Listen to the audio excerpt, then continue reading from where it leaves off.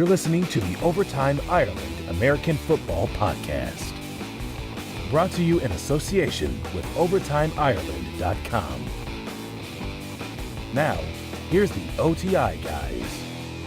Hello there and welcome along to the OTI podcast. It is Super Bowl week. We are here, we are ready. We are going to be talking about Super Bowl 52, and to do that I'm going to be joined by Jeff Reinebold. In just a few moments you'll know him from the Sky Sports NFL coverage, a special teams coordinator in the CFL up there in Canada, and he's over covering the game for Sky Sports NFL. So we'll be talking to him live from Radio Row, so looking forward to sharing his thoughts in just a couple of moments. As always, starting off the show, thank you very much for coming along and listening to the OTI podcast. Whether it's your first time, whether you're a long time listener, make sure you hit that subscribe button, whether you're listening on iTunes or Stitcher or TuneIn, all the different ways. Just listen to it in your favorite podcast app. So many different ways you can listen to the show, and it is much appreciated for each and every one of you who do come along and tune in on a weekly basis.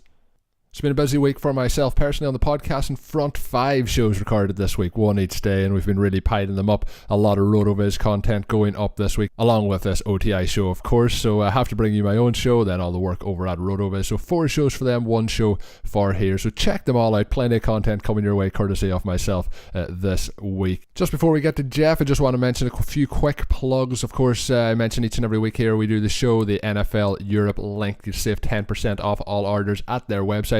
This is a perfect time to do it. The Super Bowl is here, whether it's this week or next week. Lots of great merchandise up there, whether your team's in the big game or not. All you have to do is use our link, and I tweet that out on a regular basis. It's also up there on the OTI website, which is OvertimeIreland.com. Click on the link for NFL Shop Europe on the affiliates link, and then when you go to checkout, it automatically discounts 15% off all orders. This is exclusive to OTI. When you're at that affiliates link, there's lots of different ones up there. There's Audible, Amazon, just so many different ways. Just go and check it out. They all kick a little bit back here to Overtime Ireland. And of course, during the season, we linked up with DraftKings as they launched here in Ireland. They are obviously already in the UK, and they are obviously already in the USA. So check them out. If you're signing up, you can get a free €3 entry with your first deposit when you use the code OTI as the promo code. So a couple of promos there just to get them out of the way. They do help us here at Overtime Ireland as they kick a little bit back to us, help keep us improving the show, improving the content, and working hard at it. So with all the plugs out of the way, delighted to be joined now on the show by Jeff Reinebold, who you can follow on Twitter at Jeff_Reinebold. Jeff is part of the great coverage for the NFL UK fans over here with the Sky Sports NFL coverage. Has been a major part of the content over the last kind of 5 or 6 years, and a major part of growing the game over here as it grows more and more each and every season. But Jeff is over there in Minneapolis here for the Super Bowl. He's down there on Radio Row. Jeff, how's it going, my man? It's going really well, and I appreciate that. It's been fun. It's been fun these last years to watch this game grow and watch the appetite for the game grow in the UK and in Ireland. And I think everybody, all of us, have had a hand in it. Yeah, and I have to say, it's been much too long since the last time we had you on. I was looking up, January 2016 was the last time, Jeff. I know we've both been busy, and I was actually in Australia the last time we done a show, so I'm back in Ireland. But we're always in different places in the world, whether you're in the UK, whether you're in Canada, now you're in the US. It just could be anywhere at any time, so it's good to have you back aboard the show. Obviously, we're going to talk a little bit about the Super Bowl here, and then we're going to talk a bit about the trade that has happened over the last couple of days with Alex Smith. So a good little bit to tuck into here. So obviously you're down, I mentioned, on Radio Row. What has the atmosphere down there been like over the last couple of days? Well, I'd always kind of the typical Super Bowl. It's a build. Monday and Tuesday are a little bit quiet. Wednesday it starts to get heated up a little bit. Now Thursday, today and tomorrow is going to be madness. You go around Radio Row, and it is, it's almost surreal, the amount of players that you see. I talked to Ricky Hunley, former first-round draft choice of the Bengals, that had won in 2 Super Bowls with the Denver Broncos this morning. Kyle Turley, 7th player picked in the draft. That I don't know if fans can remember. Kyle was a great offensive lineman. Got in a fight in the game and ripped a Jets helmet off and threw it about 60 yards on the field. So they want to Google that one. That's kind of fun to watch. So it's been amazing. It's for a football guy. This is nirvana because it's all here. All the Hall of Fame broadcasters, Hall of Fame players, Hall of Fame coaches. And, I'm just really humbled and pleased to have a chance to be part of it. Yeah, and a guy like you fits right in there, Jeff. I was looking at your Twitter just briefly before we started recording here. I seen you were doing a bit of zip lining over there today. Hey, well, wait a second now. Let me just say that sometimes when you're working for the team, you got to take one for the team. And our production people from Sky said, "Hey, why don't you guys we can zip line across the Mississippi River, 800 feet above the Mississippi River?" I said, "Would you be interested?" And I said, "Nope." And they said, "Oh, come on." I said, "All right," but it was cold, minus 31 degrees, and we are zip lining across the Mississippi River. So if you want to go to my Twitter account, you can get an actual live hit of that. It was, I would say, invigorating would be the right term. Yeah, you're just lucky that while sliding down that zip line, it didn't freeze in place. At least you got to the other side. It'd have been quite the experience to get stuck in the middle, to be dangling there and have to be rescued. So at least you made it to the far side. That would have been no place to be, my brother. No place to be. So obviously moving on to the game this weekend, Super Bowl 52, we have the Eagles obviously minus their actual starting quarterback, potential MVP candidate in Carson Wentz. We have Nick Foles, who was absolutely magnificent in the conference championship game against the Vikings. So we're probably going to see something between what we've seen at the end of the season where he wasn't good and that game where he was absolutely amazing. We'll probably see somewhere in the middle of that. But I think with the Eagles and their game plan, that is what they would be happy with, I think, at this point in time. But overall, just both teams, the strengths obviously for the Eagles are up front on both sides of the ball, on the offensive line and the defensive line. Then of course the Patriots have the massive advantage at the quarterback position. I think even though Doug Peterson has done a great job this season with the Eagles, you have to give the coaching to Bill Belichick as well. So I think on paper, I give the better actual overall roster to the Eagles, but I think then when you go with the experience with the coach, with the quarterback, everything that's rolled into that, you have to go with the Patriots. But I think this game is going to be very, very close. How do you see it all breaking down? What's your key area for the outcome of this one? Well, I think there are a lot of factors that you just mentioned that are really, really true. Now, you got to remember, though, and this is what makes football and NFL football so unique, this is not a best of 5. This is not a best of 7. This is not a, 2-game aggregate scores. This is one game, 60 minutes, and it's over. And, in those kinds of games, the talent, just pure talent level, can be nullified by, playing solid football. Let's be honest. The Patriots and the Eagles, you match up the two rosters, and in almost every case in the starting 22, you're going to take the Eagle guy over the Patriot, just in terms of pure athleticism, those kinds of things. However, the Patriots play so well together. They're so unselfish. They have such great belief in Tom Brady that, I think in a game like this, they have to have the edge. Now, I will tell you this, after being here and being around the Eagles and around the Eagles coaches today in particular, a number of them I sat with, the guys I've known and worked with in the past, there is no fear, and I mean no fear, in the Eagles going into Sunday. And I think that they are going to play extremely hard and extremely well. I think they'll calm. I think it's going to come down to how the game starts. Because if the Patriots can get up by 10 or so, then it's going to be tough on the Eagles because they're just not built to play from behind. However, if they can stay close, they've got a great chance because they're big and physical. They should be better on both sides of the ball on the offensive and defensive line.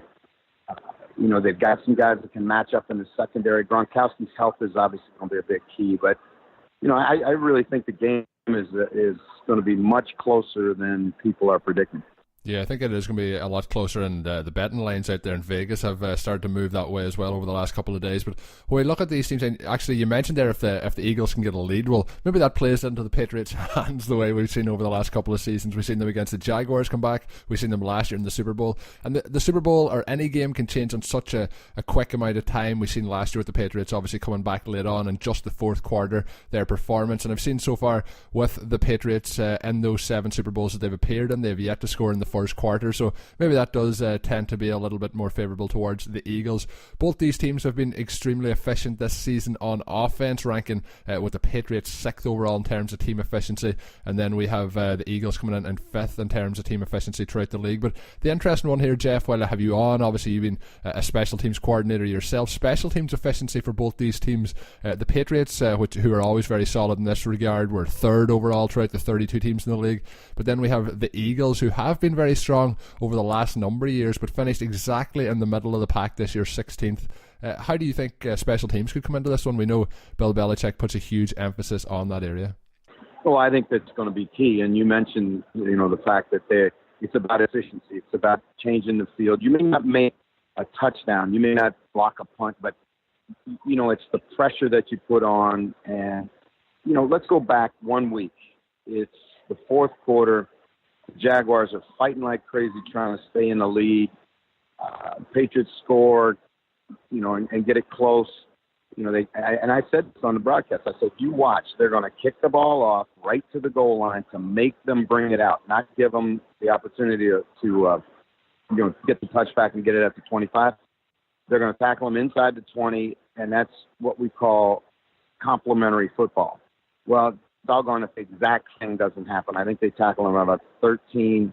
They went 2 and out. The punter hit a line drive on, punt to Amendola. He took it, probably about 15 or 18 yards on the return. So Tom Brady goes out there on the 38-yard line to score the winning touchdown. Well, that's not fair. I mean, you just can't do that, to your defense. But that's what the Patriots, that's one of the ways the Patriots win. They're like a boa constrictor. They get on you, and then they just keep squeezing and keep the pressure on and keep the pressure on and keep the pressure on, and eventually they get you. Yeah, and over the last couple of games as well, maybe in the Super Bowl last year we could touch on it, and then again we've seen the Jaguars this year. We've definitely seen it with the Titans as the Patriots really pulled away in that second half against them. But the Patriots seem to, with the short passing game, with the run game being incorporated in there, they've really, as the game goes on, tired out teams, I think, on defense, not allowing teams to substitute, trying to get up to the line quickly. And, we've seen the Eagles be a team who have been very consistent all year long on defense, 8th in efficiency throughout it. In terms of pass defense, they were 5th overall, so really good there. They were really strong against the run. But do you see this being another case where the Patriots try and tire them out? The one area you see compared to those other teams where I think the Eagles do have an advantage is they do have depth across that defensive line, where we've seen the Titans only dressed, I think it was 4 defensive linemen. Obviously that there didn't work in their favour. So the Eagles, do you think they can keep up to the pace and keep up to try and match up with this Patriots offense? I sat and talked to Jim Schwartz the other day, a defensive coordinator for the Eagles, and I asked him frankly, I said, Jim, here's the thing. I watch Brady, and I watch the way he uses tempo. So, for example, if they get a second, let's say they're 2nd and 7, and they get an incompletion, he'll immediately take them to the line of scrimmage and get them in no huddle. And the reason he does that is that it forces the opposition to not substitute their pass rushers in. So, those are the kinds of things. And then also, if you watch Philadelphia likes to play a lot of people. They roll defensive linemen through. Well, when you're making those personnel substitutions, especially if the Patriots, this is important that fans grasp this. If the Patriots make a personnel substitution, say, for example, they take a tight end out, put a running back in, the Eagles will have the opportunity to match that personnel group, right? They can't be, they can't be quick snap. They have the ability to make substitutions. But where New England makes it so hard on you is they stay with, typically they're an 11 personnel team, which means they're a tight end, a running back, and 3 wide receivers. They'll stay with that and give you all the formations and all the permutations, but that keeps you, as long as they don't substitute and they go right to the line, now you can't substitute on defense, because if you get caught, they can get you for too many men on the field, all those other things. So that's where, again, just the veteran leadership, the veteran savvy, the understanding of the game that the Patriots have in Tom Brady is really, really, really a big, big edge. Yeah, I agree. I think it's going to be interesting to watch that. I think they've really used that to their advantage, particularly this season. They started to use it a lot last season, so we'll see if that comes into play here. Both teams defensively have had issues trying to stop the pass over the middle of the defense, and particularly for the Eagles, it's the deep middle where they've had trouble. So we'll see if Gronkowski, who has cleared concussion protocol just before we recorded this, that's obviously a key target area for him. But the Patriots as well, they have struggled to stop those short to intermediate passes over the middle as well. Who do you think comes up and wins that? Or, obviously with Nick Foles, the Patriots will try and take away any advantages they think that the quarterback might be able to gain. So do you think the Patriots will maybe game plan for that, try and make Foles go deep? But obviously we've seen he was able to go deep against the Vikings. Well, it's amazing we're having this conversation, because like you're reading my notes from this morning. When I went into the Eagles today to sit with the coaches, Mike Groh, the receiver coach, and I talked. I said, Mike, I charted every one of Foles' throws this year, and prior to last week, he had not completed a ball that traveled 20 yards in the air, not one. And so, I'm thinking, well, what do you do against a guy like that? Well, you crowd him and you make the throws tough for him. But last week he had 4 completions where the ball traveled over 30 yards in the game.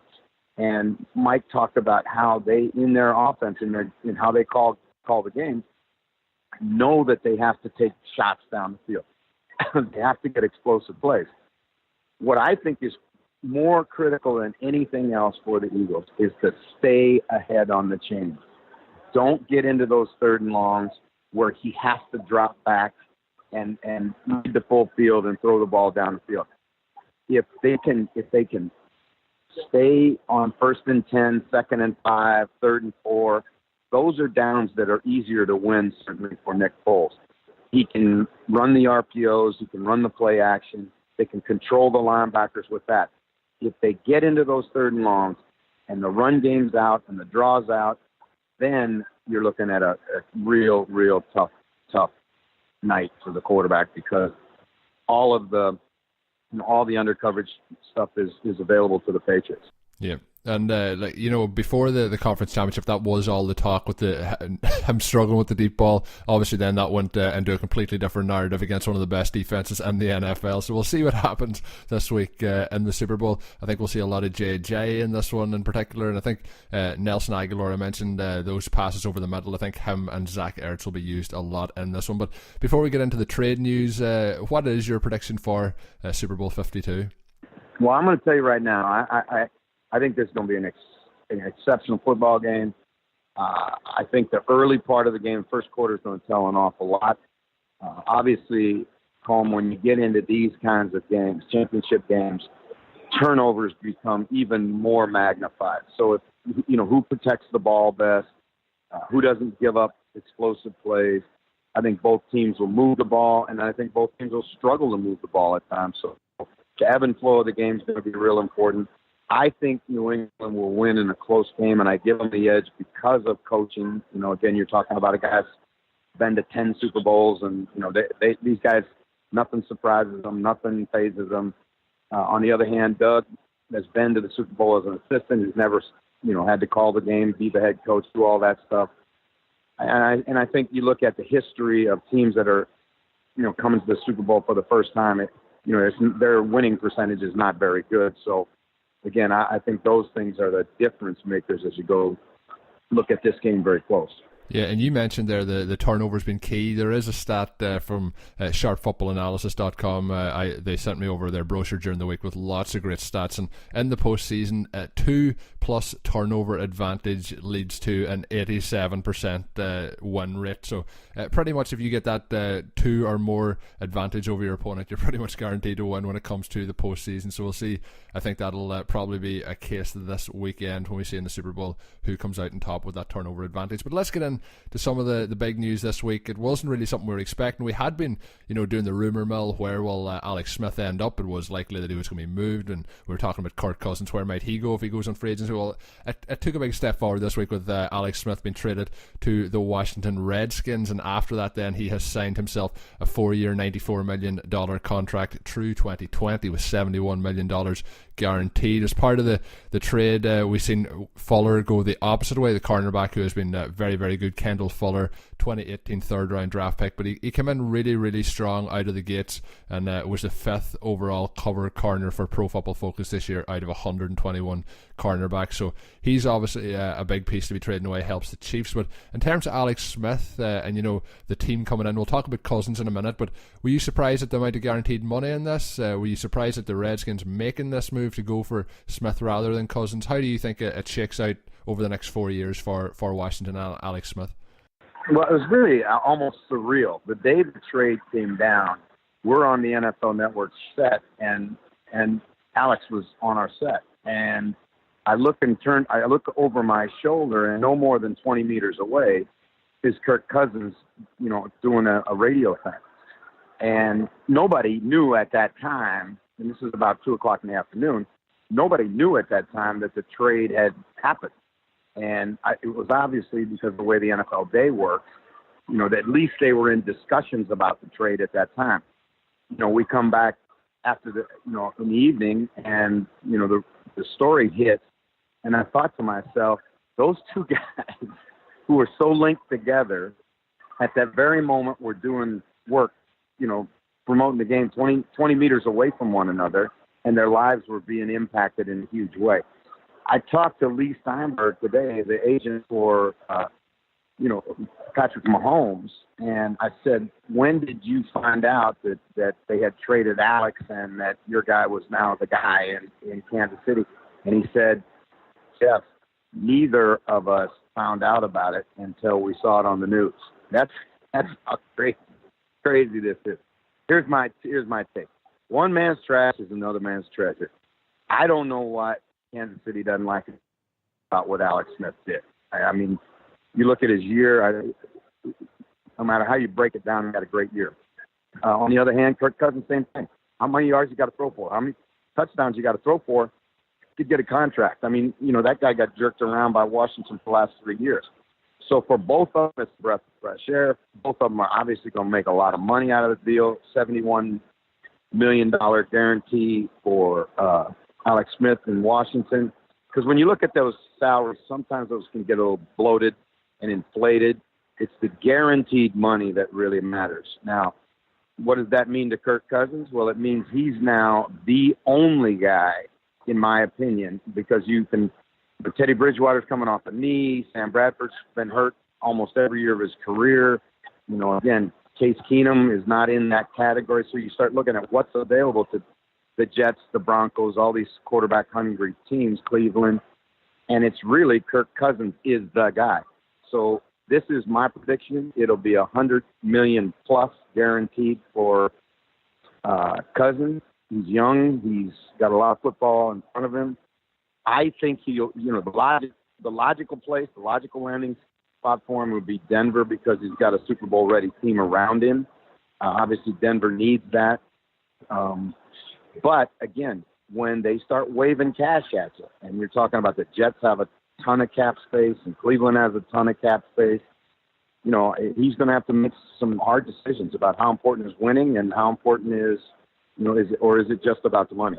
Yeah, you mentioned it there. That is what it's going to come down to. If it's about the money, we won't probably see him in Denver with their cap situation. But if it's about winning, we might see him end up there. And he deserves to test the market based on the way the Washington Redskins treated him over the last couple of years. Didn't want to extend him, didn't want to give him that long-term contract. It's just a surprise that they go straight away and give that long-term 4-year contract with $71 million guaranteed Alex Smith so quickly after refusing to give it to Kirk Cousins over that time. So it's going to be interesting to see what he does over the next couple of weeks. But I think he's, I would have to say, the best quarterback to hit free agency probably in the last 10 years. Would you agree with that? And, you mentioned $100+ million. I think he's really going to reset the market here because the ball is in his court. There's so many teams, the Jets, the Broncos, the Cardinals, the Jaguars, the Browns, the Bills, the Vikings. So many teams need a quarterback. So he really should reset the quarterback market with this deal. I don't think there's any question, Colm. I think that's what we're headed for. And good for Kirk Cousins. I mean, he's paid his dues. He's been a good guy. He's done things the right way. I don't know. Same thing. You look at the two situations, you just shake your head. I mean, for Kansas City now, you're throwing you're in the Super Bowl window with the talent you got around him. Now you're throwing your lot with really a kid who's got a lot of got a lot of arm candy and all that, but he hasn't done it yet. And so, will he do it? We'll see. You go the other direction, and it's just Washington. You're going to go to now. You're going to bring in a whole new guy. All your receivers are going to have to learn a new guy. I mean, why? I mean, it just sometimes you shake your head and you wonder why. But it's the business of the business, and it's why general managers get paid a lot of money too. Yeah, it's pretty insane too when you think back, drafted in the same draft class as RG3 for Washington, and the team just never really took to him even when he overtook RG3. They never really seemed to buy all in, so we'll see where he ends up. You mentioned there Patrick Mahomes. Obviously he's going to be the starter for the Chiefs in 2018, and he comes in with a lot of ability, a lot of arm talent, can pretty much make all the throws. But coming in, I'm sure he's going to have growing pains this upcoming season, but there is such high upside. What do you think of the move there with him coming in his second year to be the starter? Well, he's big. He's very athletic. His father played Major League Baseball. He has an arm. He can throw the ball 80 yards. And that's not an exaggeration. He can throw the ball 80 yards. He is kind of a wild horse a little bit. He's not a finished player yet by a long shot. And again, but I think he gives them certainly a vertical threat right out of the gate, because, even when you watched him in preseason, the first thought he had was go deep, where I think Alex has, been raised through his time in the National Football League to get the ball out of my hands, throw on rhythm, be good in the short and intermediate areas. Here's the reality. Right, we talk about throwing the ball down the field. I was talking to Matt Sheldon, who's the director of football research, last night. We had dinner together with the Dolphins, and he had a statistic for me that blew me away. In 2016, he hasn't done the final for 2017 yet, but in 2016, 66% of all the throws in the National Football League, I'm talking about every throw in the league, were thrown under 10 yards. I mean, that's a phenomenal number when you start thinking about it. So that's not just, that's thrown. That's not completed. That's thrown. So when you start factoring that in, you realize that the ball doesn't get pushed down the field very much in this league. Why? Because you can't protect. So it's great that you can throw the ball 80 yards, but, you better be able to hold up in your protection to give the quarterback time to take his 5 and hitch and, shuffle up in the pocket and let it go. Because, even Tyreek Hill, it takes him a little while to get 80 yards. He's not going to get down there in 2 seconds. Yeah, and it's kind of a combination of the players coming in and out of college at the offensive line position not being fully developed, and then the quarterbacks maybe not being fully developed and having to check the ball down a lot. So a very good point there. Just want to get your thoughts before we wrap up here on the coaching hires over the last couple of weeks. Is there anything that really stood out as good or bad for the teams, and is there any of them that have made it to head coaching or coordinator roles that you've worked with in the past? All right, I'm going to tell you a story, and I can't tell you the teams because I would be giving away information that I was told not to or asked not to. But we had a dinner last night. A bunch of us coaches got together and we're talking, and I heard about the difference in interviews this year. One place in the NFC, the interview was conducted on the couch, just like you were sitting in somebody's living room and just, visiting for 3 hours. No line of questioning, none of it, right? It's just kind of a get to know you, give and take, very casual. The other one, you walked in, you sat down, there was a tripod, 2 feet away from you with a camera, and there, 4 people in the room, all of them had the same questions, and they alternated 1, 2, 3, 4, asking you the questions while they filmed your face in tight, in tight photo. And then there was another guy in the room, and his job was to read your body language. So this is such a, crazy thing, the way how it works. Different organizations have philosophically different, ways of doing things. The key thing is finding an organization that works for the guy that's got the job. Now, I think you look at Nagy. I think he's going to be a good head coach for Chicago. He's ready to be a head coach. He's called plays. He's offensive minded. He's got a young kid in Trubisky who has a lot of ability. So I can see that, that being a good one. I think Shermer has shown us that he's grown since his time in Cleveland. I'm really anxious to see, what goes on in Detroit. Matt Patricia, basically young in it, really, and having an opportunity to be a head coach. That what's he going to bring to Detroit? They've got to find a running game, and they got to play better, up front. So, but he has a guy in Quinn he knows, and a guy that knows him, which is critical. Then you go to Tennessee and Mike Vrabel. Mike Vrabel 2 years ago was coaching college football at Ohio State. He was a coordinator for 1 year, and he gets head job. Not to say he's not ready, but even his ex-teammate, Teddy Bruschi, who I talked to the other night, I asked him, I said, what do you think about Vrabel getting that job? And he said, hey, let me tell you something. Mike Vrabel, when we were together in New England, everybody thinks I was a smart guy. I said, and when we sit in meetings, I'd look at Braves and say, hey, Braves, what are they talking about here? He said, but I'll also tell you that he doesn't have a lot of experience. So he's going to need to put a great staff together. And, if he can, I think he's shown he's a great leader. Obviously, he's been around the league. He's going to have street cred, at least initially with the players. And, that's an interesting comment, too, or, thing, Colm. If you're an ex-player, you have a little bit of street cred with the players at the start. But right away, players want to know, can you help me get better? Can you help me stay in paychecks? And can you help us win? If you can't, it doesn't matter what you did. You can be, you could have been a Hall of Fame player. You could have been a president of the United States. You could have been anything. They're not interested in you if you can't help them get better.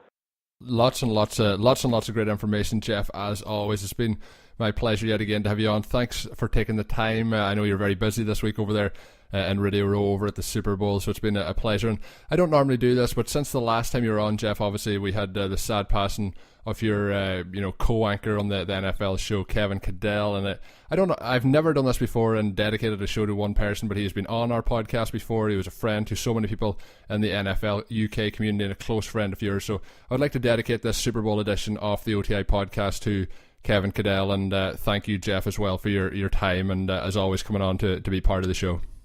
Nah, man, it's my pleasure, and what a class thing to do for Kevin. I appreciate that, man. Thanks, Jeff, for your time. It's always a pleasure having you on this show. Of course, follow Jeff on Twitter at Jeff_Reinebold. One of the real good guys. I remember back to starting off the podcast a long time ago, over 4 years ago, and looking for guests, and I was having people come on, and I was having shows sometimes with myself, trying to get different guests from around the community. Obviously, some of them might have been lower on the totem pole, but Jeff was quite a big fish at the time and jumped aboard, and some of those audio listening, they don't go back. Jeff was obviously great, but my hopefully I've improved a lot over that time, but in the early days, guys like Jeff, guys like Adam Rank were willing to jump aboard the show here with me and obviously give me the confidence, help me move forward and progress, get my audience started off, and I do really appreciate all that. So hopefully he enjoys the Super Bowl over there in Radio Row. I know I've been following his Twitter account, very, very busy this week, like myself, but unfortunately for me, I'm not getting to go to the Super Bowl. I'm getting to do it all from my own house. So hopefully you're enjoying this show. Hopefully you will hit that subscribe button and come back when we do the next show. I need to check in on that Twitter feed as to when the next show will be. I'm sure I probably will have a Super Bowl recap show next week, but I've mentioned on the last couple of shows a baby on the way, and I'm starting a new podcast which will be going up on both YouTube, and I'll be tweeting it out through that Overtime Ireland Twitter handle, but it might be under a different podcast feed. So I'm still working on that. I'm planning on getting it all started over the weekend and finalising it, but the first one of those will be coming out next week. A lot of guys from around the fantasy football community will be talking with me about parenthood, not talking about fantasy football, but the first show will be Scott Fish. So do check that out. We have guys coming on like Rotopat. I have Matt Kelly, who I know a lot of you like to hear me mixing it up with Fantasy Mansion, the man over there at Roto Underworld. We have Mike Tagliere, Adam Rank, lots of different voices coming on. So it's going to be a fun one, and it's going to be a little bit of a different take. So I will possibly be taking a couple of weeks hiatus from this one to do that one, but we'll see how it goes in the next couple of weeks. So make sure you are subscribed, and that is the best way to get the podcast once it comes live each and every week here at Overtime Ireland. Stay tuned to that Twitter feed, which is at Overtime Ireland, and until I'm back with the next show, whether that's next week or a couple of weeks down the line, have a good one. Thank you for listening to the Overtime Ireland American Football Podcast. Please follow us on Twitter at Overtime Ireland. Check check out OvertimeIreland.com and continue to spread the word. This has been an Overtime Ireland production.